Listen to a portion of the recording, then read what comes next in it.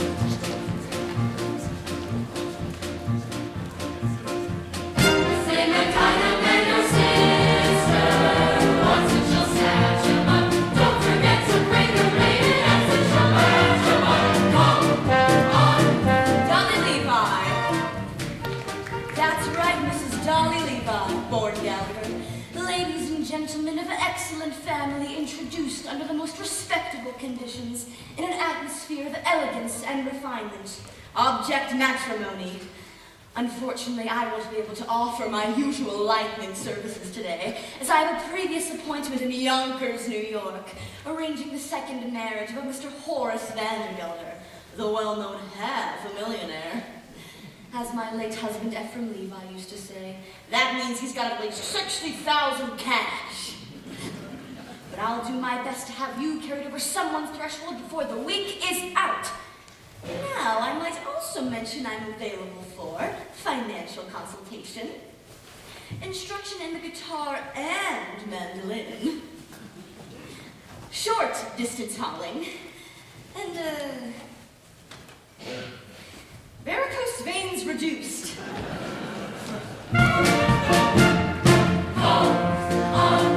Dolly. She's the one who's mistress, recommended, statement, kind of, and your sister. Once and she'll smash him up. Don't forget to break and break it up, so she'll flash him up. Dolly. Mrs. Levi! Mr. Kemper, the artist. You know, I'm something of an artist myself. I do those little silhouettes with scissors and black paper. Look, here's one of Ada Rehan, looking the other way. I have to do them like that because I'm no good at noses. Mrs. Levi, the train for Yonkers leaves in 5 minutes, and if we don't get there on time... But we will, Mr. Kemper. And not only will Horace Vandergelder give you permission to marry his niece Ermengarde, but he will dance at your wedding. And not alone either, because I happen to be engaged in finding him a suitable second wife himself. What he really wants is someone steady to clean the house. As my late husband, Mr. Levi, used to say, marriage is a bribe to make a housekeeper think she's a householder. I know all about it, Mrs. Levi. Half of New York says he's going to propose to Mrs. Irene Malloy this very afternoon. Which is why I'm on my way to Yonkers this afternoon and can take on your case and knock out 4 lovebirds with 1 stone, or whatever I'll throw, I'll see. And, oh, would you look here? I have no money to pay my train fare with, only large bills, 5s and 7s. I have some change here somewhere. I only hope this isn't a wild goose chase, Mrs. Levi. And speaking of poultry, I'm available for fresh Jersey eggs, surgical corsets reboned, ears pierced, pierced ears replugged. Mrs. Levi!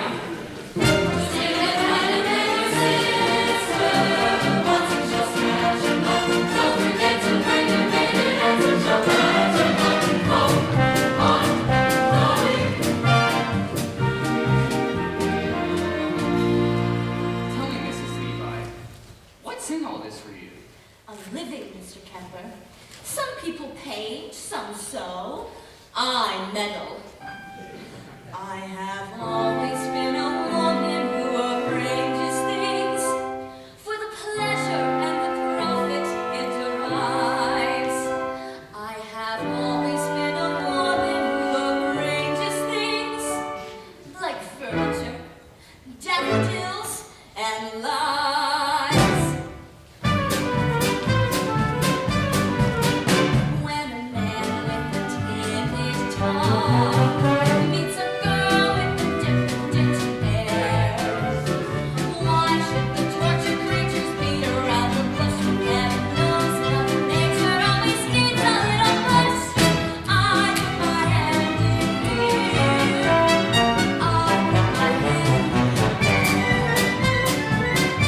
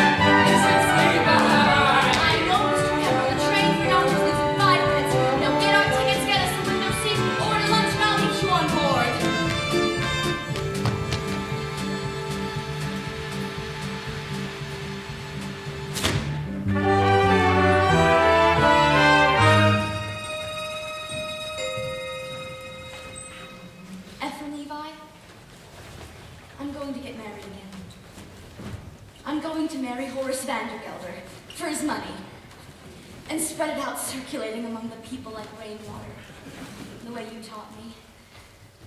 And I want a sign from you, sometime today, that you approve. It won't be a marriage in the sense that we had one, but I will certainly make him happy. And I'm tired of him. Tired of living from hand to mouth. So I want that sign. Mrs. Levi! Sometime today. Don't worry, Mr. Kemper. You'll make that train, you'll get to Yonkers, and you'll marry Ermengarde. Just leave everything to me. For when my little pinky little son maiden gets the giggles, then I make my knuckles act the one, says she's so attractive. Then I move my index finger, then I hook me into dreams, then I kiss my mom, the picture in the sun.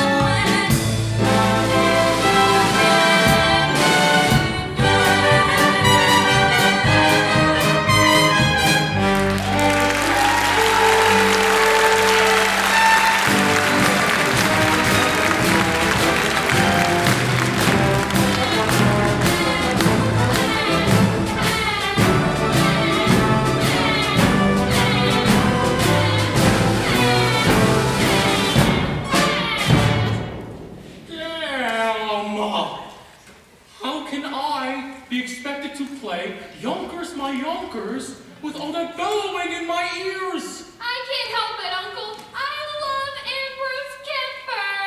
And I say, you are too young to be in love with anybody. Here, take this. I'm not too young. I'm 17, and in another year, I'll be an old maid. Well, I forbid it. Dare to be an old maid, Ermengarde, and I'll cut you off within a cent. And don't cry in front of the store. I can't help it. I'm unhappy.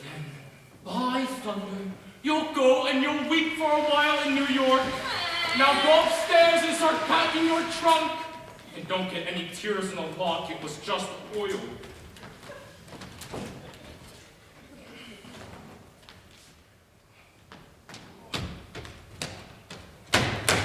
Cornelius Barnaby!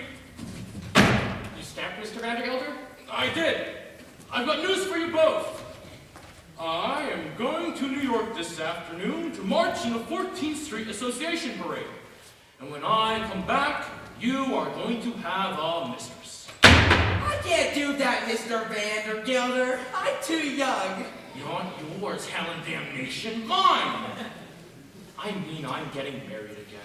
And in honor of that occasion, I decided to promote you, Cornelius, to chief clerk. Yes, congratulations. It's so exciting. And, what am I now, Mr. Vandergelder? You're an impertinent fool, that's what you are.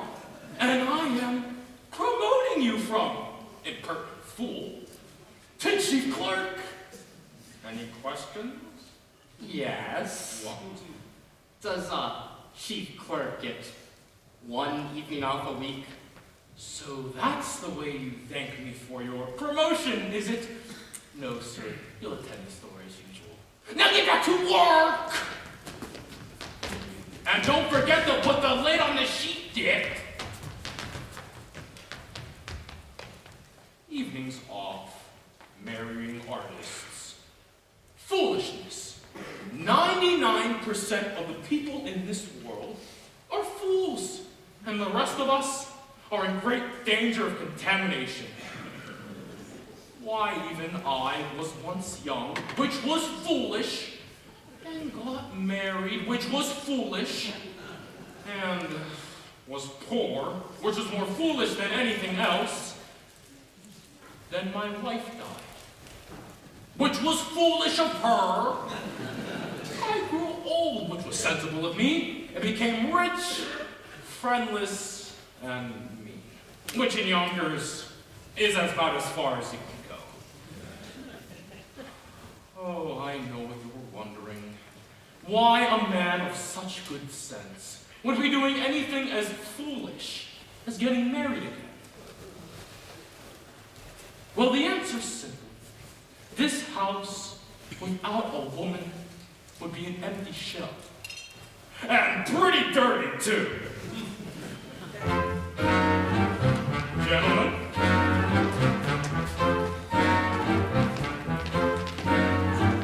It takes a woman all powdered and pink to joyously clean out the drain in the sink. And it takes an angel with no golden lashes and some twisted fingers for dumping the ashes. It takes a woman, a dainty woman, a sweetheart always just a wife. Oh yes, it takes a woman, a fragile woman, to bring you the sweet things in life.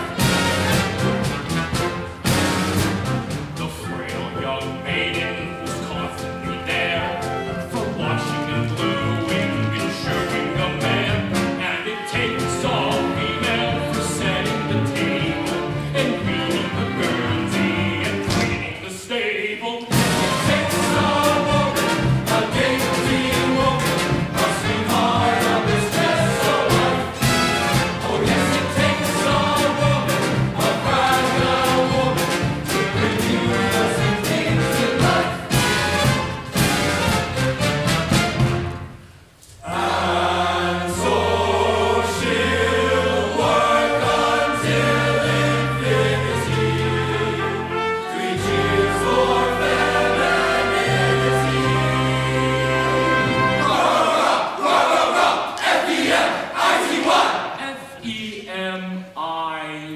F-E-M-I-T. Get out of here!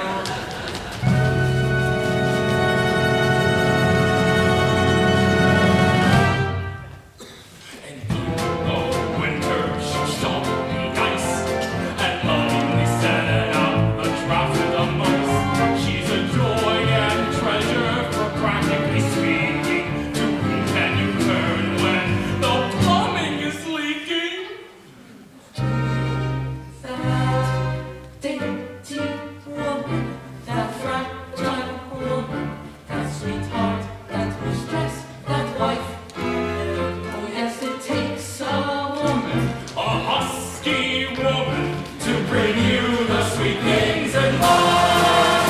Oh yes, it takes a woman, a dainty woman, a sweetheart, a mistress, a wife. Oh yes, it takes a woman, a fragile woman, to bring you the sweet things in life.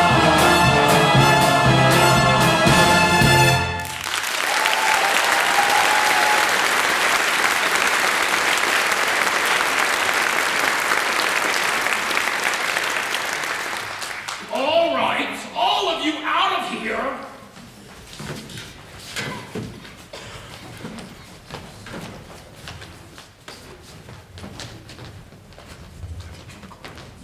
Get up. Congratulations, congratulations, 1,000 congratulations. What? Congratulations, Mr. Vandergelder. All of New York is buzzing with the news that you practically proposed to Irene Malloy. All of my congratulations and sympathy. Sympathy? Did I say that? Oh, slip of the tongue, that's all. No, I'm delighted with the happy news. After all, she wasn't easy to unload. And by that, I mean, you know what people said, but I, for one, never believed the rumors. No, I didn't. Rumors? What rumors? Nothing to get upset about, Mr. Vandergelder. I mean, according to all known facts, her first husband passed on quite naturally. It's just that he went so sudden.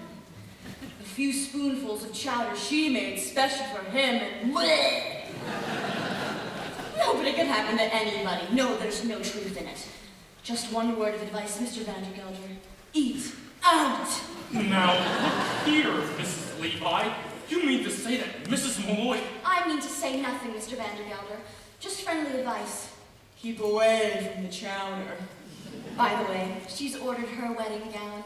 Beautiful, you should see it. Black. No, as I was saying, Mr. Vandergelder, congratulations on your forthcoming nuptials, and may you rest in... May guardian angels watch over you both, particularly at dinner. Look here, Mrs. Levi. You introduced me to Mrs. Malloy, and rumors or not, I still intend on calling on her this afternoon, as arranged. Very well, Mr. Vandergelder. Then there's nothing more for me to do but to go back to New York and tell the other girl, the heiress, not to wait. What did you say? Nothing. A word. Heiress. Particulars, Mrs. Levi. I demand particulars. Her name? Her name? Money. Ernestina Money. What a lovely, lovely name. Picture it if you will. Hair as shiny as a newly minted dime. Eyes as big, round as silver dollars. Skin as smooth and mossy as an old greenback. I can feel her now. Age 19. Weight 102. Waist 47. Waist 47. That's with the money belt. Oh. Now I could arrange for you to meet this Ernestina this very afternoon. I ain't got time, Mrs. Levi. I've got to bring my niece Ermengarde to New York this afternoon until she forgets a certain Ambrose Kemper. I could do that for you, Mr. Vandergelder. I know just how to handle such things. Then I am marching in the 14th Street Parade. What a coincidence! Guess who's riding on the main float? The spirit of 14th Street. Miss Money! Her mother was a cash, you know. All right, Mrs. Levi. I'll meet Miss Money at the parade. But I still intend on paying another call to Mrs. Malloy first. Oh dear, what races you make me run. Very well, Horace. I'll meet you outside of Mrs. Irene Malloy's hat shop at 2:30 as usual. One more thing, Mrs. Levi. Suppose I decide against Mrs. Malloy, and I don't like Miss Money neither. Well then, Horace, I have one more name on my list. A name I know as well as my own. But never mind that. It'll come up by itself all in good time. But wait till you see Ernestina, Horace. A vision, a dream. It takes a woman all powdered in pink to joyously clean out the drain in the sink. And it takes an angel with long golden lashes and soft twisted fingers for dumping the ashes.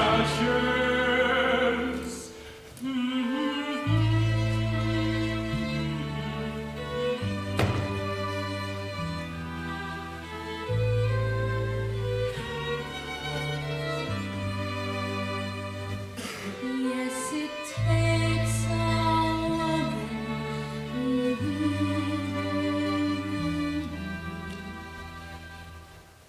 You know, Ephraim, I think I'll have that room done over in blue wallpaper. Yes, in blue.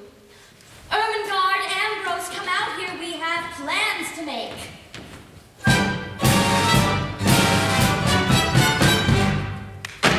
Chief clerk. Promoted from chief clerk to chief clerk. Oh, and if I'm good, in 10 years I'll be promoted to chief clerk again. 33 years and I still don't get an evening off. When am I going to live? You could live on holidays, Cornelius.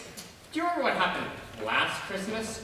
All those rotten tomato cans went bad and exploded, and you and I spent all afternoon cleaning up the mess. Do you call that living? No. Barnaby, we're going to New York. Cornelius, we can't. You mean close the store? Uh-huh. We can't. We'll have to. We'll have to because some more rotten tomato cans are going to explode. Holy cabooses! How do you know? I'm gonna light this candle under them. That's how I know. They'll make such a smell, customers won't be able to come to the place for 24 hours. That'll get us an evening off. Barnaby, we're going to New York, and we're gonna live. We're gonna spend our money, we're gonna have a good meal, we're gonna be in danger, we're gonna be arrested. Holy cabooses! And one more thing, we're not coming home until we've each kissed a girl. Cornelius, you can't do that. You don't know any girls. I'm 33 years old, Barnaby. I've got to begin sometime. I'm only 17, Cornelius. It isn't so urgent for me. New York, Barnaby, elevated trains, the lights of Broadway, the stuffed whale at Barnum's Museum.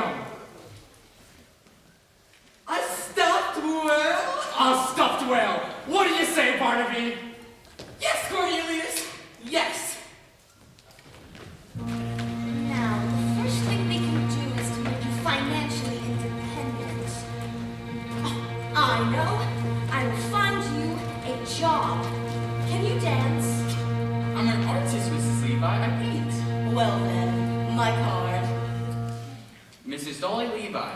Painters taught how to dance.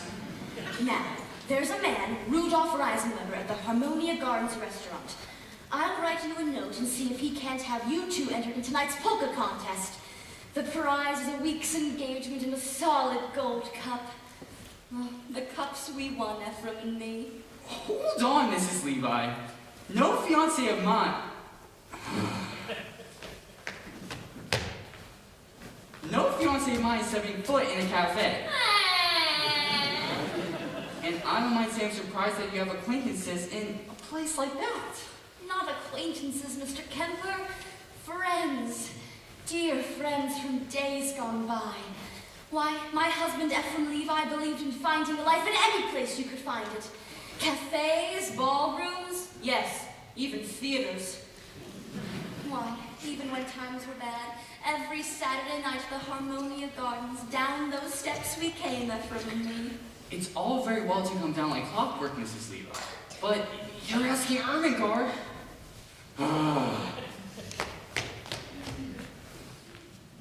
You're asking Ermengarde to work there. It's the only way to show Horace Vandergelder we mean business. Now, I want you to go to the Harmonia Gardens restaurant and tell them that Mrs. Levi sent you. And incidentally, tell Rudolph that Dolly's coming back. And I want a table for two and a chicken for 8 o'clock tonight.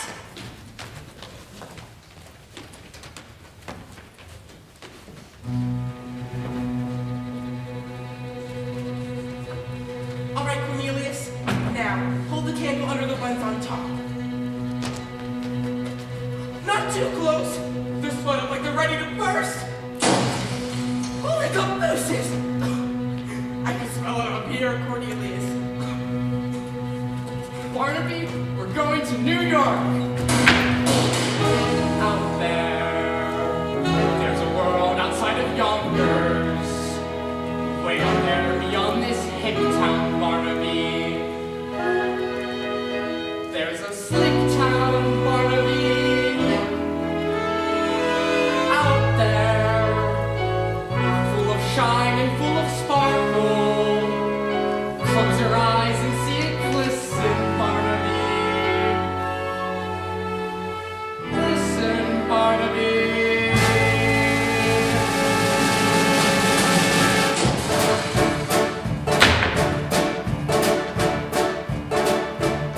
Put on your Sunday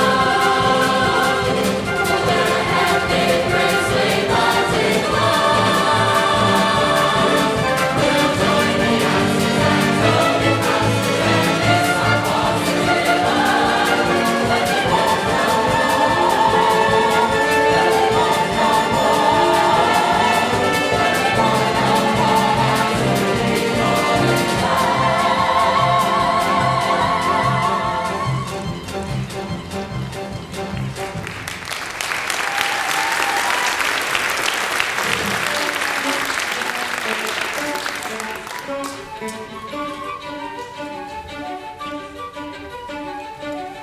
dear! Oh my, would you look at that? 10 o'clock and the show's not over yet.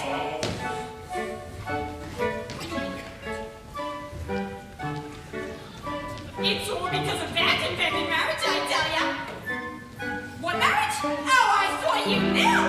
Why, the marriage Mrs. Levi is arranging between Mr. Horace Vandergelder, a well-known Yonkers half-millionaire, and my employer and a friend, Mrs. Irene Malloy. Although if you ask me, he'll never take the place of the late husband, Mr. Peter Malloy. May he rest in peace, wherever he is. I'm not sure. He was a caution, you know. Oh, it's all too much with late husbands and new marriages, and on top of everything else.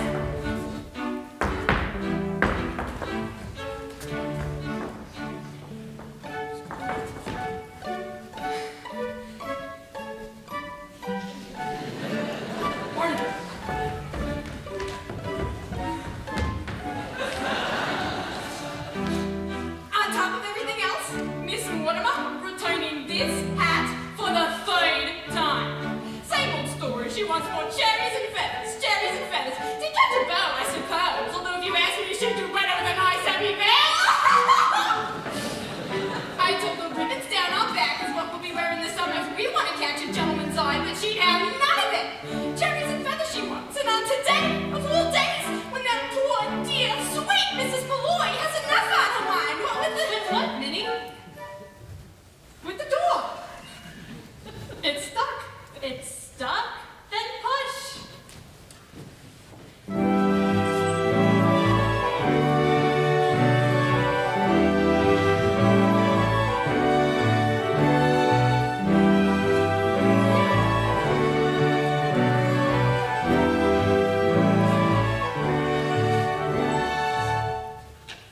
As I was saying, Mrs. Malloy, I could bite out my tongue for the things I've said and the things I'm going to say, but as long as I've gone this far, I might as well go all the way. Mrs. Malloy, why? Just say it, Minnie. Why have I decided to marry Horace Vandergelder? Oh, Mrs. Malloy, I did not ask you that. I would rather die on the rack than ask you such a personal question. But as long as you did bring it up. I am marrying Horace Vandergelder for one reason and one reason alone, Minnie. To get away from the millinery business.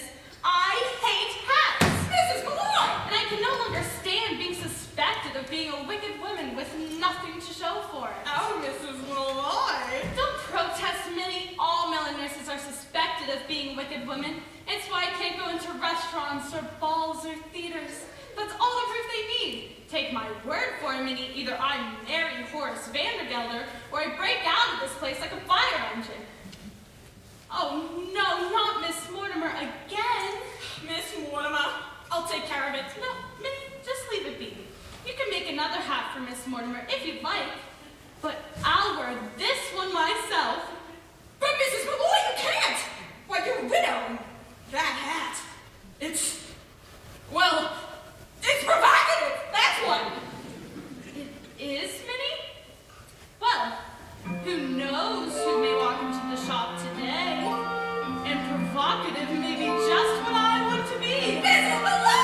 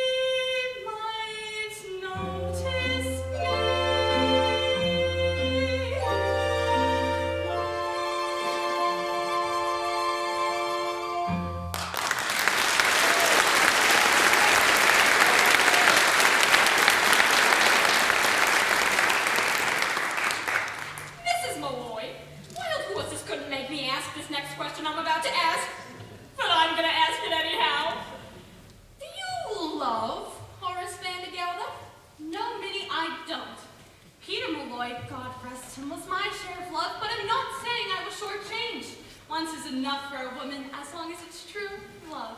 And it was that. Minnie, come look! There's two men staring at the shop. Men? Why, I do believe they need to come in here. Men in the shop? To Mrs. Malloy, what shall we do? Do? Why, flirt with them, of course. I'll give you that short one. Oh, Mrs. Malloy!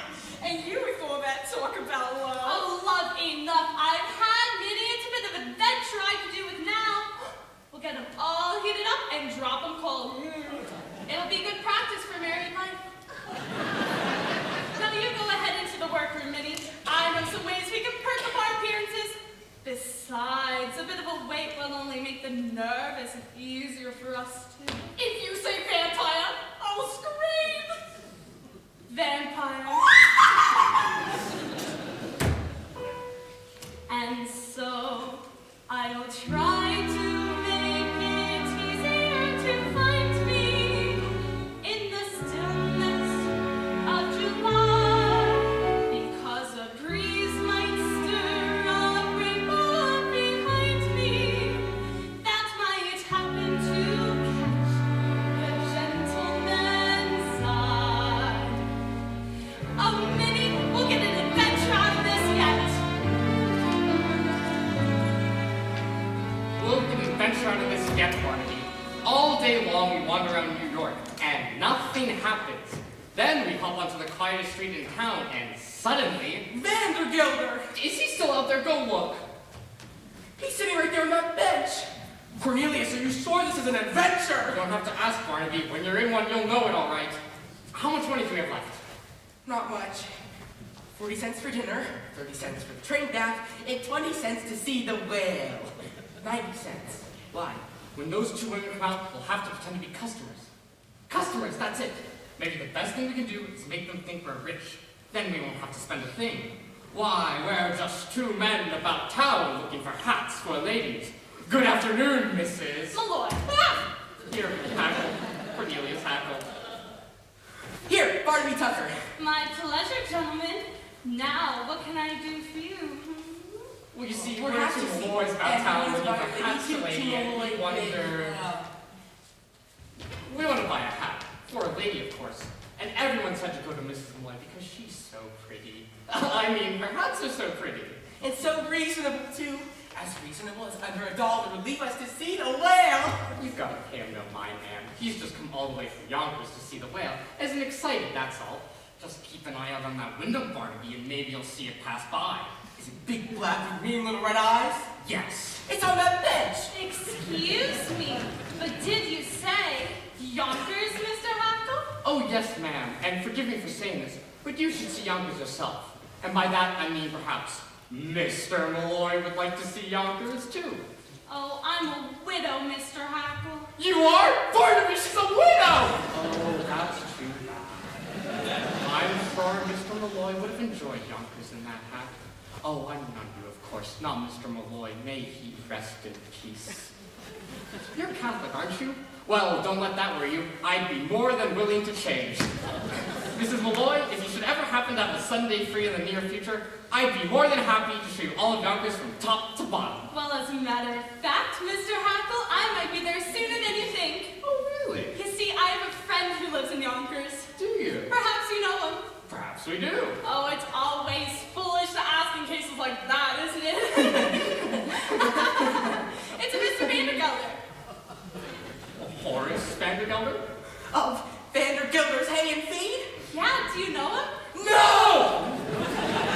Not at all. Mr. Vandergelder's a substantial man and well-liked, they tell me. Oh, a lovely man, Mr. Malloy. Just lovely. Has only one fault as far as I know. He's as hard as nails. Cornelius, I think... Now, I wonder if your friend might like this one. Watch out!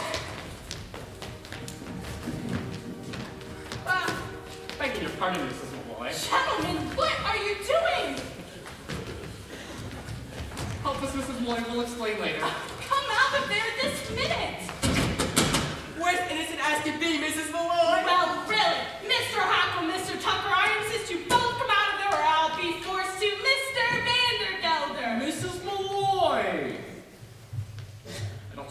Mrs. Levi is here, is she?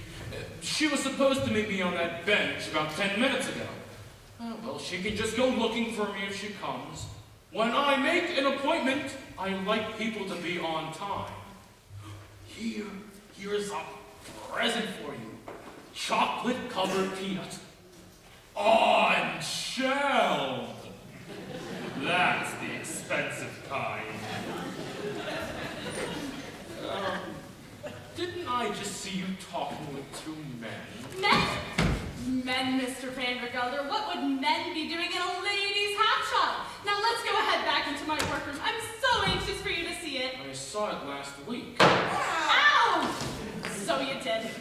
Well, Mr. Vandergelder, what's new with the hay and feed business? I understand you have 3 frontal heart disease. What on earth are you talking about? Yonkers. I hear it's a beautiful city. And who's been telling you about Yonkers, may I ask? Nobody. A friend. What friend? Well, you see, He? a customer, Mr. Vandergelder. Someone quite well to do, as a matter of fact. He was in here buying hats for ladies. You might even know him, although it's always silly to ask in cases like that, isn't it? It's a Mr. Cornelius Hackl. Did you say Hackl? Why, yes. He just happens to be my head clerk, that's all. Mrs. Malloy, the man in explanation. And I'm going to give it to you. Why shouldn't she know Cornelius Hackl? Everybody in New York knows Cornelius Hackl. He's here at the opera, at all of the fashionable homes. Why, he's even at the Harmonia Gardens restaurant 3 times a week. Impossible. He's only got $146.35. And I keep it in my own safe. Oh, Mr. Vandergelder, you're killing me. He's one of the Hackles. They built the canal. What canal? The Panama. The Erie. Panama. Both. It ain't the same man. Who took the horses out of Jenny Lynn's carriage and pulled her through the streets? Cornelius Hackl. And who dressed up as a waiter at the Fifth Avenue Hotel and dropped an oyster down Mrs. Astor's? Oh, I can't say. But it was Cornelius. Now, don't deny it, Irene. I can see you were taken with him just like everybody else. Dolly, what are you saying? I've only seen him once in my life. Really, Dolly? Excuse me. Of course. Thank you.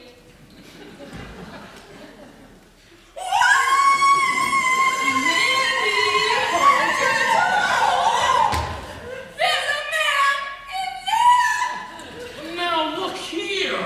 If there's a man in that closet... No, Mr. Vandergelder, you can't. It's too dangerous. No man that hides in a lady's closet can frighten me.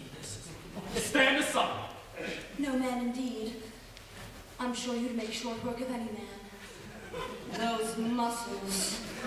I can see them now rippling back and forth underneath your coat. Ripple, ripple, ripple, back and forth. Ripple, ripple, ripple. Ripple, ripple, ripple. For the last time, Mrs. Levi, will you stand aside? Stand indeed, Mr. Vandergelder. That's exactly what the courts will want to know when you're accused of entering that closet without a search warrant.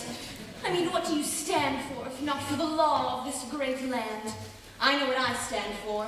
I stand for motherhood, America, and a hot lunch for orphans. Take off your hat, sir. Betsy Ross's flag is passing. You see it on you get it. Keep that bridge right on the line. If you see your legs is trembling through the graves of wrath, sit up and march. Has this not affected you, sir? I came here as an immigrant girl at 14 years of age from a land that oppressed my people, and I'm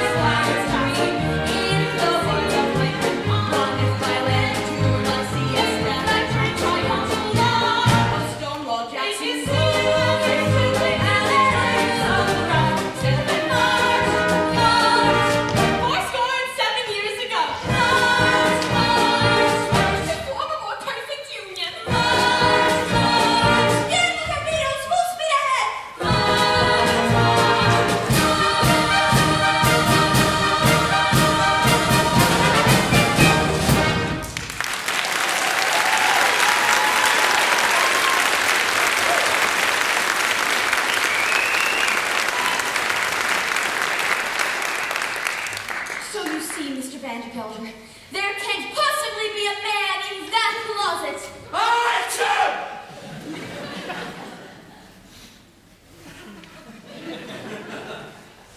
Bless you.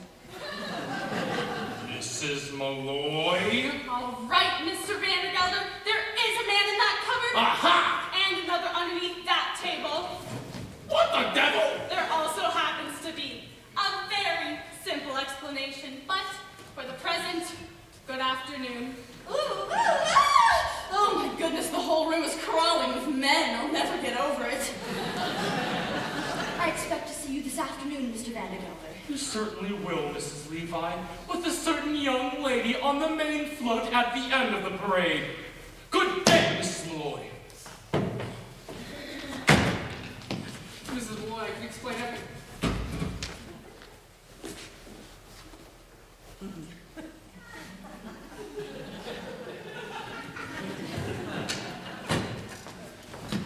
Mrs. Malloy, I can explain everything. You see, I do not wish to hear any explanations, Mr. Hackl. Just you and Mr. Tucker do me the pleasure of leaving my shop at once, or I'll send for Officer Dougherty. If you ask me, Irene, getting the law involved is letting them off too easy. I've been counting up the offenses these two have made, and trust me, you have grounds for at least 2 writs, a non-compos mentis, and a garnishee. But the best thing to do is to let them know you tried to send it to let amicably first. Have dinner with them. Dinner? Is that absolutely necessary, Dolly? It's the way things are done in the law, Irene. Dinner first, garnishee afterwards. Well, if it must be, Mr. Hackl, Mr. Tucker, you may take Miss Fay and myself to dinner. Delighted, Mrs. Malloy. Now, I hear there's a lovely place down by the railroad station Oh, that... no, Mr. Hackl. If the Harmonia Gardens is good enough for your fashionable friends, it's good enough for us. They say they have a lovely orchestra there, too. Oh, we couldn't go there, Miss Malloy. Now, it's not the money or anything. It's the... It's the whale! It's the whale! No, it's not the whale! It's the dancing! Dancing at a place like that. Expeditions, even contests. And I don't know how, and it would take me days, weeks, months, years to... Miss Dolly Levi, 33-year-old chief clerks, taught how to dance. Now, it's very simple. You put one hand here, and your other hand here. It's no use. I have absolutely no sense of rhythm. Absolutely no sense of rhythm is the primary requirement to learning the Gallagher-Levi method. We'll start with lesson 7, the waltz kick turn. It's a simple right foot touch, left foot touch, under, back, around, touch, back, under, through, and around. Oh. Release! Unfurl!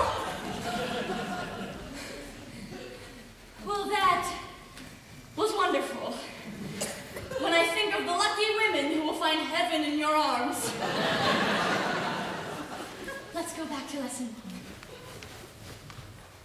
1. Put your hand on her waist and stand.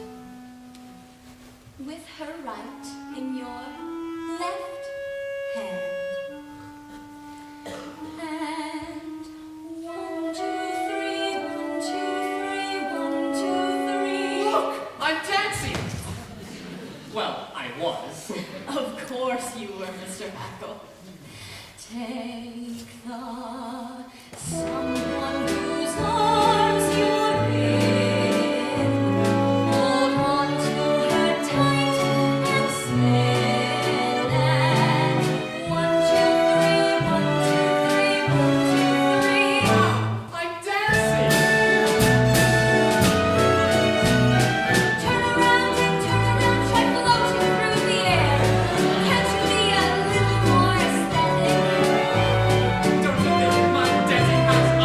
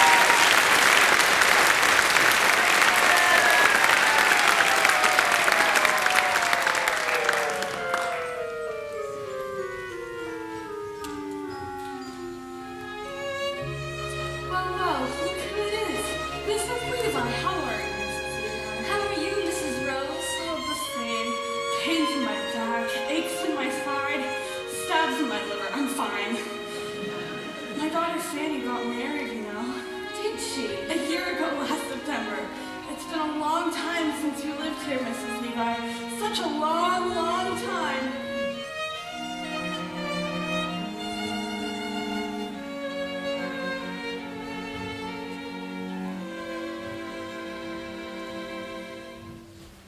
Ephraim, let me go. It's been long enough, Ephraim. Every evening after all these years, I've put out the cat, I've locked the door, made myself a little rum toddy. And every evening I said a prayer, thanking God that I was independent and that nobody else's life was mixed up with mine. And then one night, an oak leaf fell out of my Bible. I placed it there when you asked me to marry you, Ephraim. Perfectly good oak leaf. Without color. Without life. And I suddenly realized that I was like that oak leaf. For years I had not shed one tear or have been filled with the wonderful happiness that something good or other would happen. And so I decided to rejoin the human race. And Ephraim, I want you to give me away. Before the parade passes by,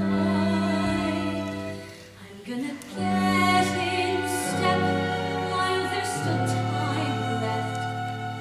Before the parade passes by.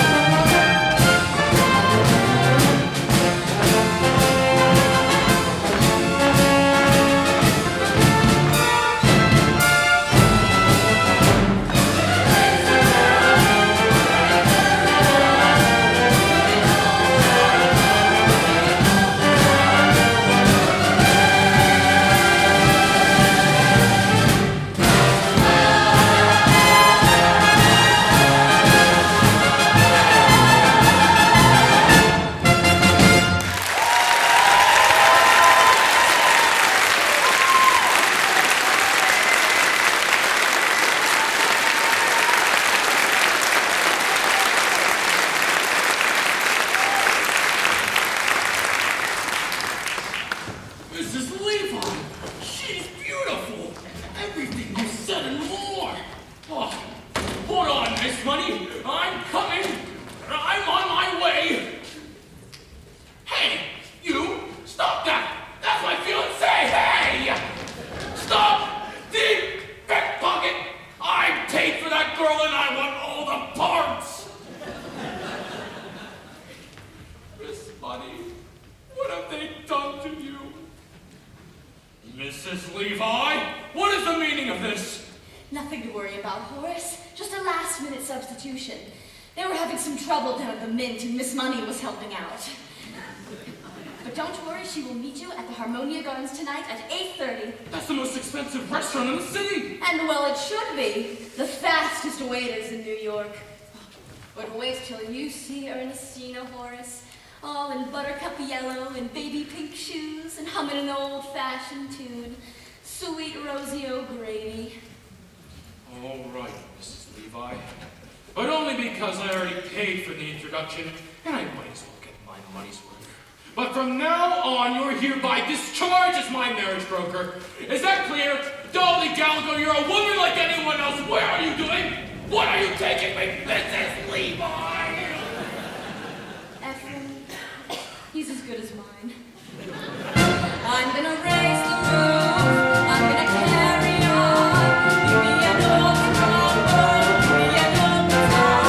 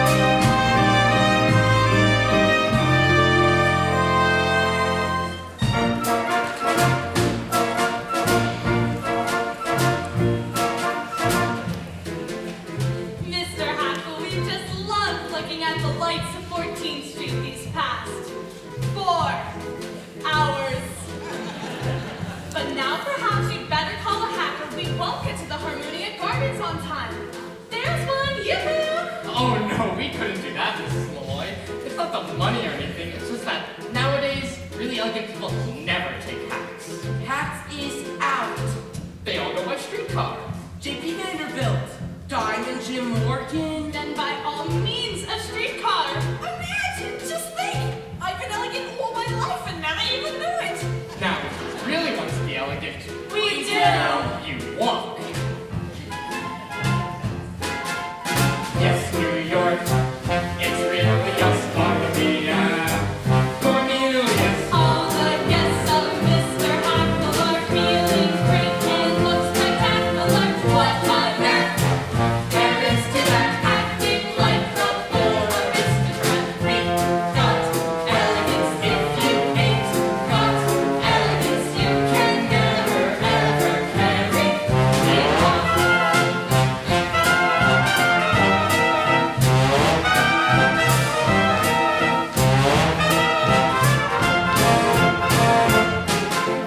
All who are well pedigreed in any way has pedigree. Exercise your wild swings tonight. We are out with diamond juice tonight. Silver spoons were used for feeding us. We got elegance if you ain't got elegance. You can never ever carry it off.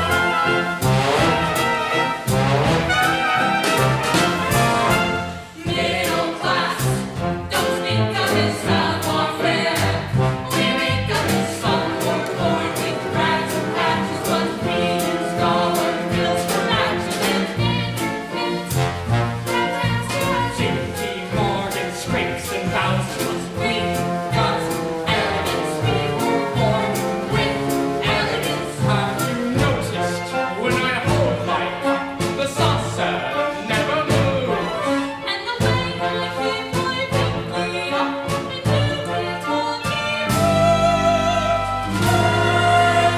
We got elegance, we got built in elegance, and we're elegant.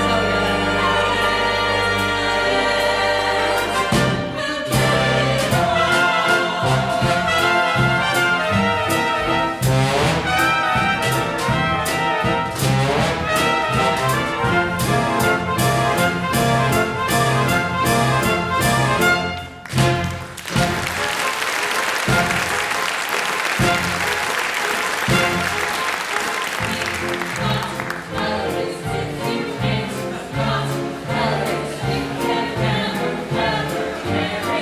it all.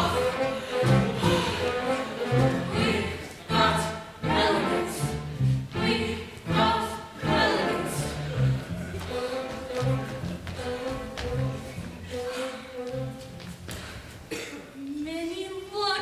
They're counting their money again! Isn't that just like the rich? Well, gentlemen, aren't you going to escort us in? Of course we are, Barnaby. Mrs. Malloy, Yes, Mr. Hackl? as we start inside, may I Yes, Mr. Hackl? put my arm around your waist? Yes, Mr. Hackl, but might as well warn you, a corset is a corset.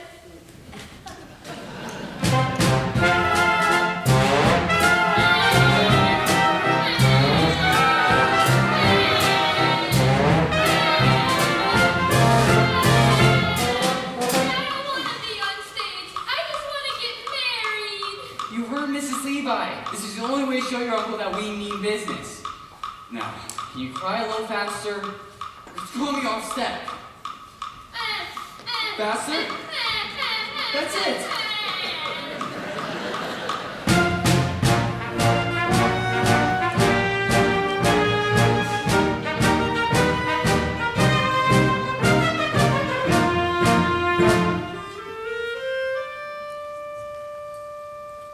Sweet Rosie O'Grady, my sweet little rose.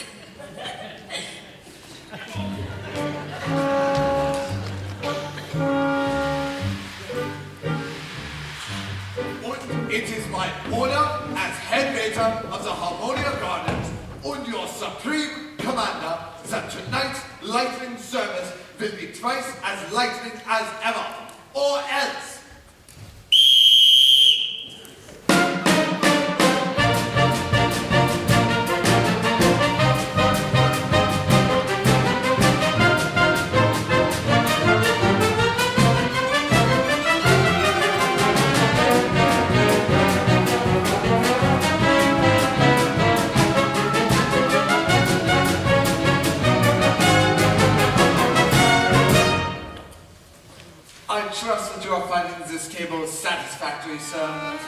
private dining rooms do cost a bit more, but they do afford the best view of the entertainment. Cornelius, $1.40, that's all that's left. Are you sure? Count it again. Prepare yourself for a big night, Minnie. We're out with two New York's best known sports. I did make a mistake, Cornelius. It's only $1.35. I'll count it once more. No, don't! We can't afford it. I'm going to order everything on the menu. Waiter!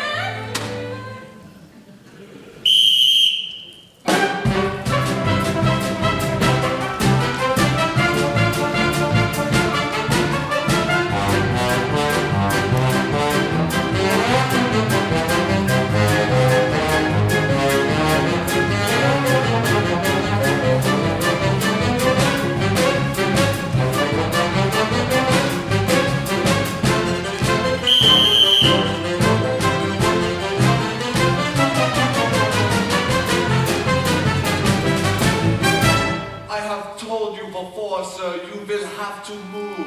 This table is reserved for Mrs. Levi Wood Party. And who do you think I am? Only it's Horace Vandergelder and Party. She's in my and Party. I'm hers. Mr. Vandergelder, of course. It's just Mrs. Levi mentioned nothing about you bringing your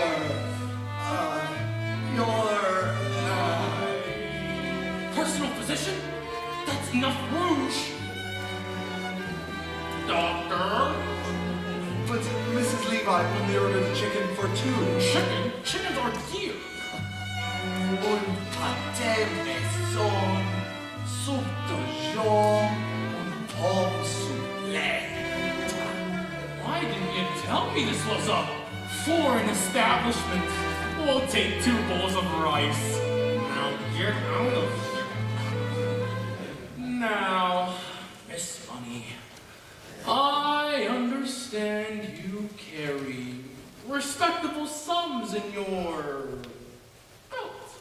Yeah, $2. Only it's in my guara.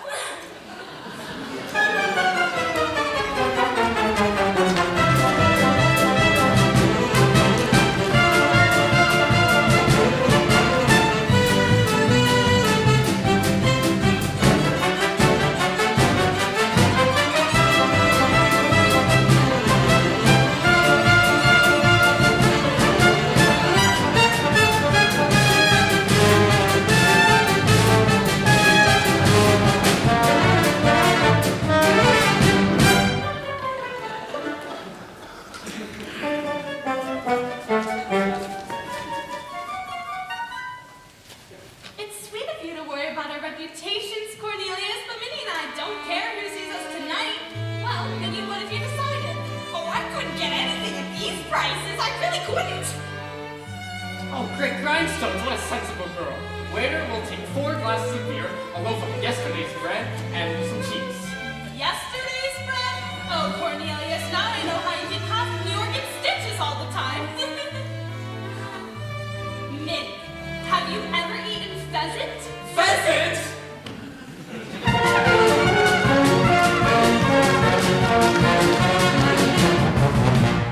Say, why the closed curtains? You ashamed of something?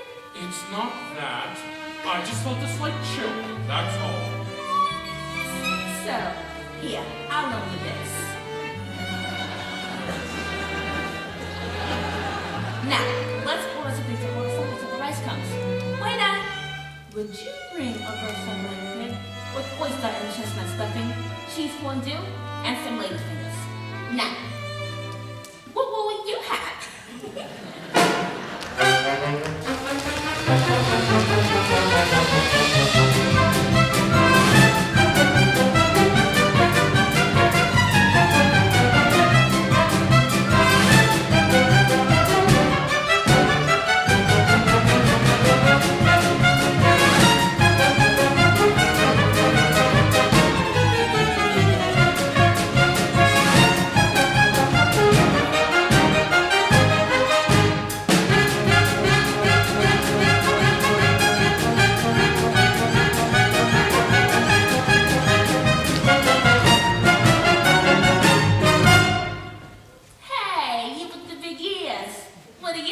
after the show.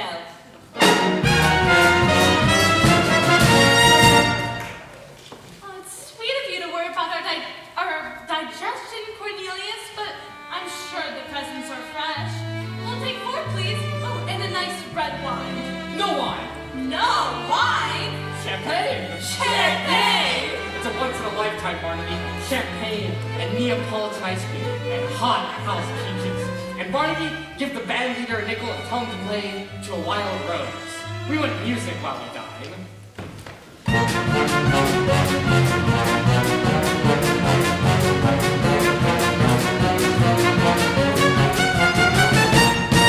Say, this is a cafe, isn't it? Let's dance. The Vandergelters do not dance. Miss Money were Presbyterian.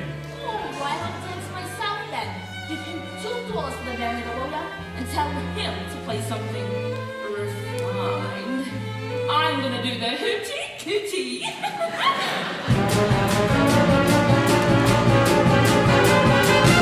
All right, Cornelius, I'll send for the band leader, but promise not to order anything else. You wait here, Miss Money. I'll tell them to play a nice waltz.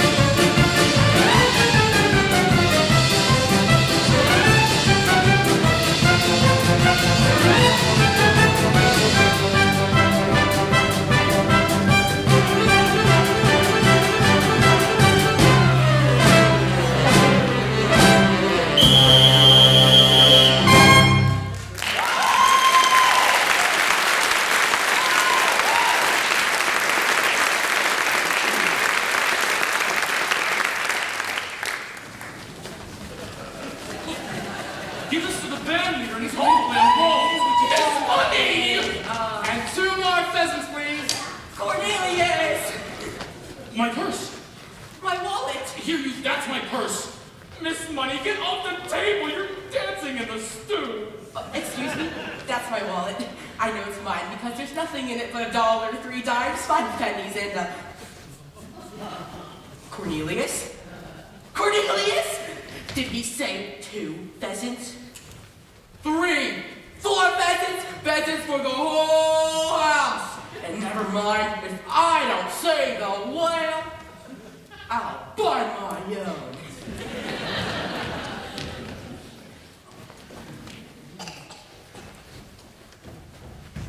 Son!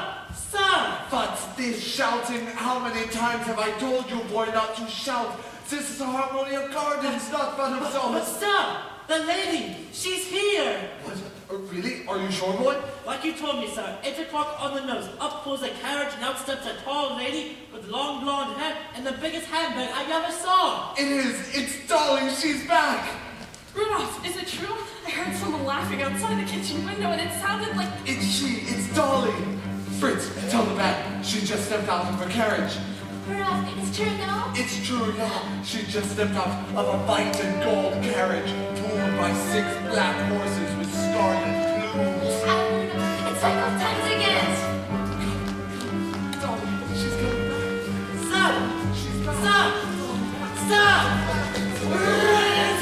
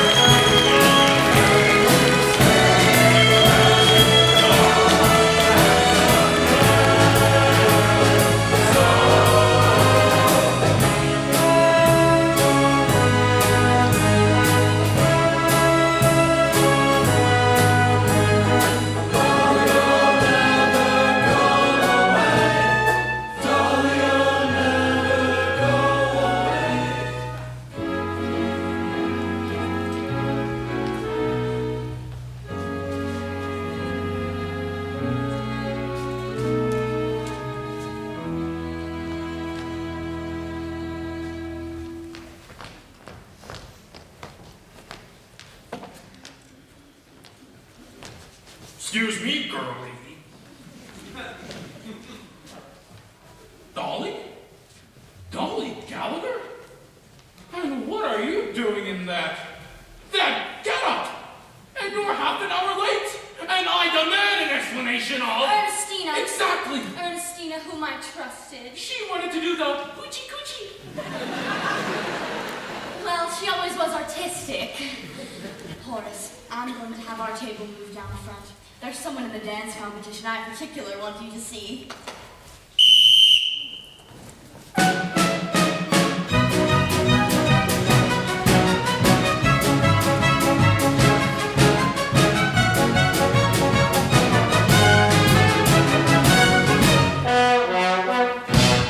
Now, don't let's say another word about it. I'm as shocked as you are. I can't eat a thing what you ordered. What you wanted? Chicken. Now see here, Mrs. Levi, about this hoochie-coochie girl. Did you say chicken? No, I don't think I can fix a chicken. Not a chicken. Not today. Not after what's happened. Good. Then cancel the chicken. And bring a turkey.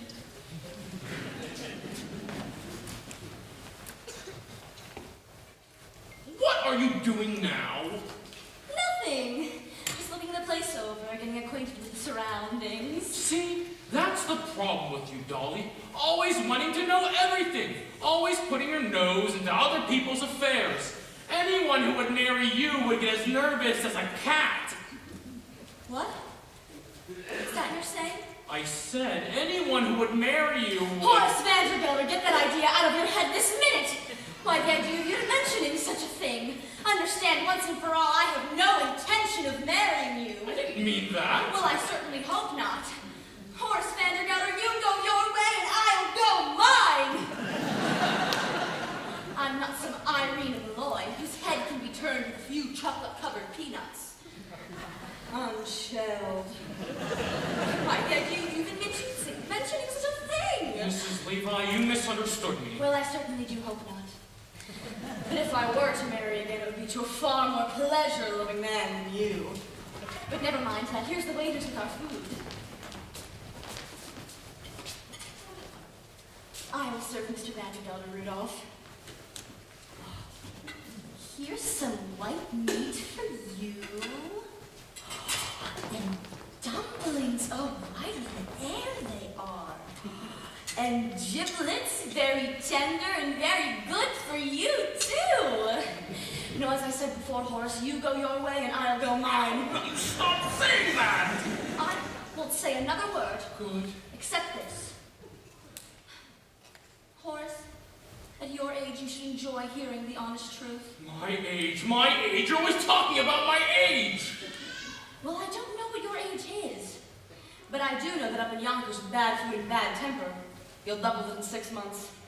Have some beets, Horace. They're good. I don't like beets. That's nice. No, the pity of it is, Horace, you could be a completely charming, witty, amiable man if you really wanted to. I don't want to be charming! But you are. Look at you now. You can't even hide it. Now sit down, Horace. Let's talk of something else.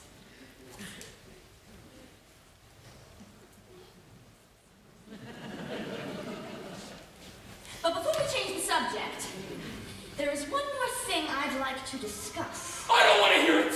And you're wasting your time, Dolly Levi. I won't ask you to marry me! Well, I suppose that means you want me to ask you... Well, I'm sorry, Horace. I'm turning you down. How can you turn me down when I haven't asked you anything? It's no use arguing. I've made up your mind. Here, let me cut your wings. I've got a headache. I'm going back to my hotel. But you can't go now. The dance competition's about to begin. Here's the money to pay for dinner. Here's $20 and... Wait a minute. There isn't anything in here but $1, 3 dimes, 5 pennies, and a button. This isn't my purse. I've lost my purse. Barnaby, that purse you found. Impossible. I can't imagine you without your purse. It's Vandergilders. We've got to go. What am I going to do? They don't know me. Stop eating that turkey. I can't pay for it. Horace, look, it's the latest thing. A polka. And there's a dancer in particular I want you to see. Rudolph, have our table moved down front so Mr. Vandergelder can better observe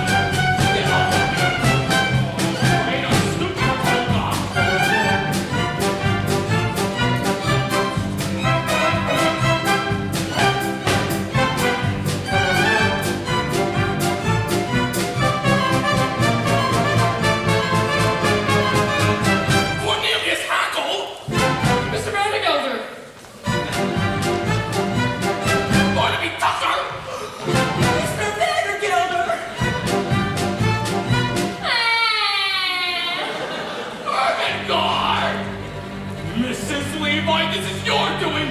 What are you up to? Mr. Vanderbilt, I can explain everything. We were just... I don't want to hear it! And you're wasting your time! You're fired! Officer, arrest that man! Get your hands off of me! Run! Oh, stop! Thank you.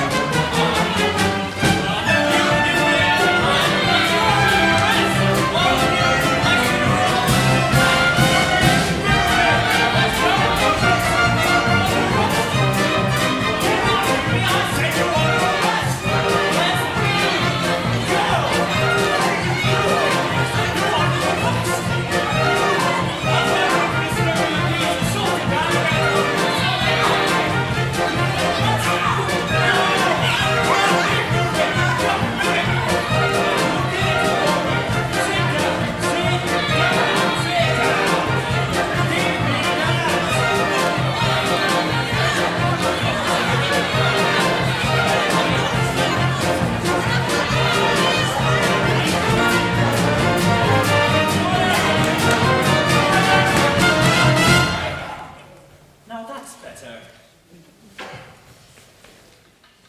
You're all charged with disturbing the peace, assault and battery, inciting to riot, and several other equally serious violations of the law of this city.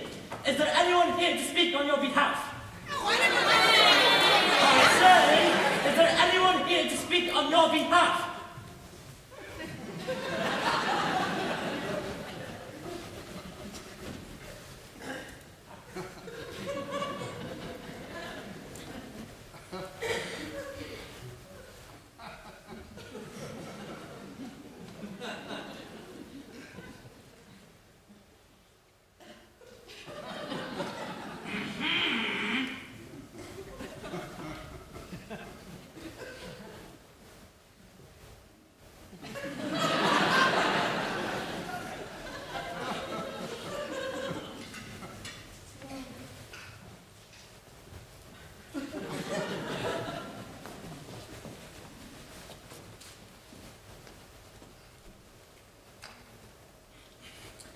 Mrs. Dolly Levi, Counselor at Law. Your Honor. Your Honor, the defense rests. No, there is no need to call witnesses, ladies and gentlemen. When I see upon that bench a brow that gleams with honor, and a pair of snow-white whiskers that bristle with fair play, and a nose, I ask you to look at that nose, ladies and gentlemen. A nose that shines in the night like a flaming beacon of justice. Would you turn this way a bit, Your Honor, so we can get a better look at your beacon? A living symbol of the motto of this great land, E probuscus unum.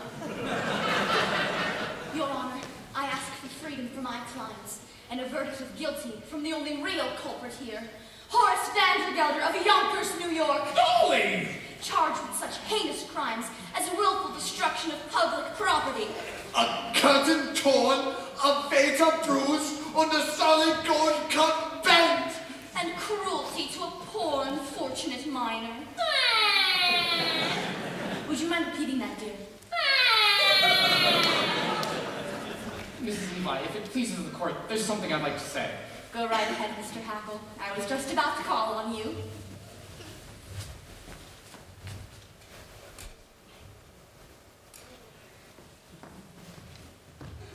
Cornelius Hackl, if you dare testify against me, you'll be discharged. You've already done that, Mr. Vandergelder. I'll do it again. You've done it again, too. But even if you hadn't, I'd still say what I have to say. Now, I don't know much about disturbing the peace or inciting a riot, but I do know that what happened to me today, which is the most important thing that can happen to a man, would have never happened if I'd obeyed your orders and stayed in Yonkers, New York. Your Honor, I'm talking about none other than love. What? You're telling me that after 33 years, you've fallen in love because you take one evening off? Oh no, Mr. Vandergelder. I didn't fall in love with Mrs. Irene Malloy of this city in an evening. An hour. No, even that's too long. What's less than a minute? A second? Less than that. A moment? That's it. I'll go slowly so you can get it all down. It only takes a moment for your eyes to meet, and then your heart grows in a moment. You will never be alone again. I held her for an instant, but my arms felt sure and strong. It only takes a moment to be loved a whole life long. Isn't the world full of wonderful things?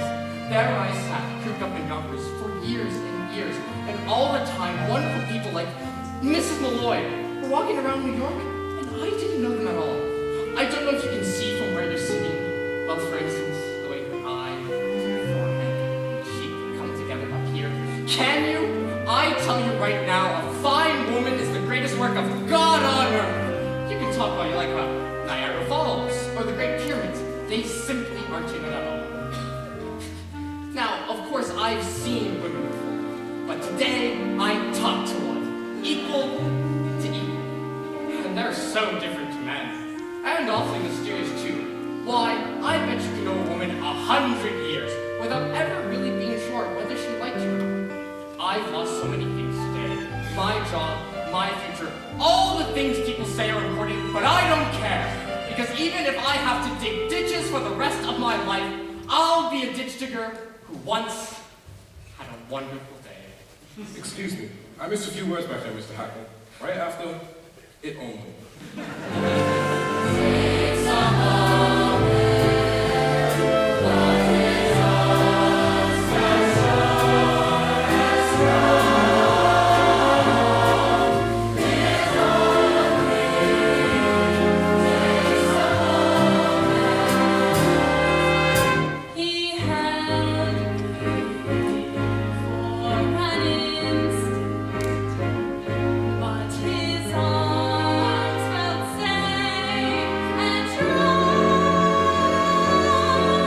It only takes a moment to be loved a whole life long. And that is all that love's about.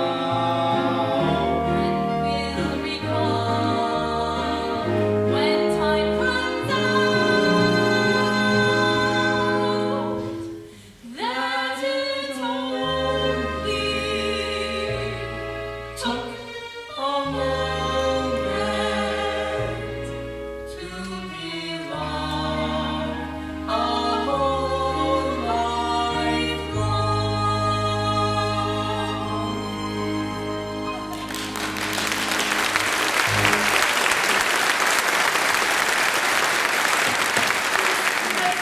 Dismissed, you're all dismissed. All except you, Mr. Horace Van the Gelder of Yonkers, New York. Go, go, be free, my children. God bless everyone. You may see the prisoner now, Mrs. Levi. Well, Horace, that's your life. Without niece, without clerks, without bride, and without your purse. There's only one thing left for me to say. If it's to ask me to marry you, Dolly Gallagher, never, not in a million years, under no circumstances will I ever marry you. That wasn't it at all, Horace. All I wanted to say to you was... Goodbye. What? Goodbye. Hold on, Dolly. No, Horace, it's no use. I failed. And when a woman fails, there's nothing else she can say. But...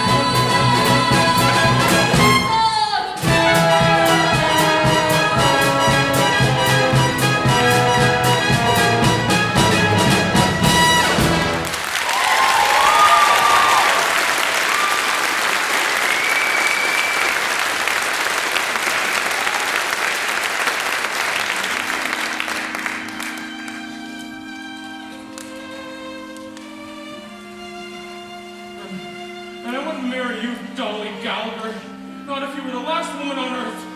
I didn't need you then, and I don't need you now. And Dolly Gallagher, you go your way and I'll go mine. Oh. Dolly. You stabbed Mr. Vandergelder? What? Oh, it's you, Mr. Hackl. Come crawling back, have you? Oh no, Mr. Vandergelder. I just came back for my $147.35. You see, I've decided to open a business of my own. And since the only business I know is hay and feed, I'm opening my own store.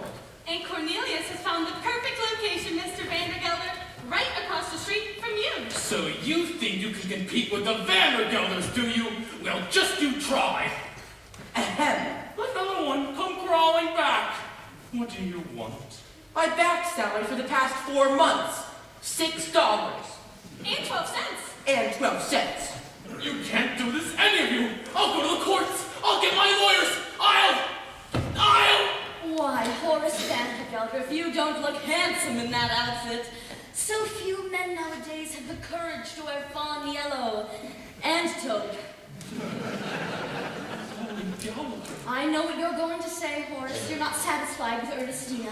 But never mind that. I found you another girl, the ideal wife. But don't let me interrupt you. You were doing something. What were you doing? Getting Cornelius's money, Dolly. $147. And 35 cents. Plus $6 of mine.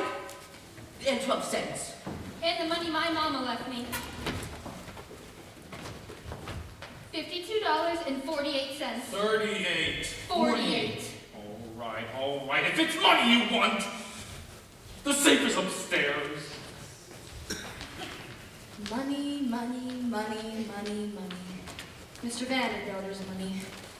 It's like the sun we walk under. It can kill or cure. Vandergelder's never tired of saying that most of the people in this world are fools. And in a way, he's right, isn't he? Himself, Irene, Cornelius, myself. Yes, we're all fools and we're all in danger of destroying the world in our folly. But the surest way to keep us out of harm is to give us the 4 or 5 human pleasures that are our right in the world. And that takes a little money. The difference between no money and a little money is enormous. It can shatter the world. And the difference between a little money and an enormous amount of money is very little. And that can shatter the world too. It's all in how you use it. As my late husband, Ephraim Levi, used to say, Money, pardon the expression, is like manure.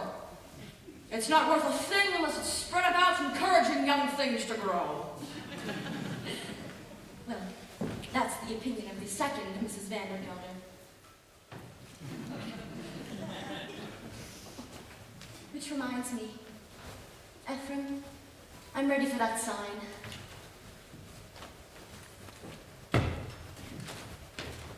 Well, what are you waiting for that goes upstairs? Well, as I was saying, Horace, I found you another girl, the ideal wife. I don't want you to find me the ideal wives. If I want to find the ideal wife, I'll find one on my own. And I found her. And it's you. Damn it! Why, Horace? I know, I've been a fool about Mrs. Malloy and that other woman. But Dolly, forgive me. And marry me. Horace Vandergelder, stop right there. What do you mean? You know as well as I do, Horace, that you're the first citizen of Yonkers. And your wife would have to be a somebody. So answer me. Am I a somebody? You are a wonderful woman. Oh, you're partial. No, Horace, it won't be enough for you to bestow your wife with jewels, to insist that she be a benefactress to half the town. By the way, it's bad business letting Cornelius set up right across the street. Better take him back and let him be your partner. Partner? And Barnaby can have Cornelius's old job. Now, hold on, Dolly. That way we'll all be together so we can dance at Ermengarde's wedding. That's it! You've gone too far, Dolly! I will dance at no weddings! Besides, I don't even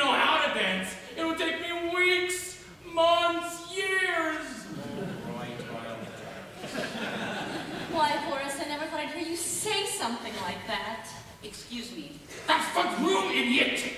Well, go on. What are you waiting for?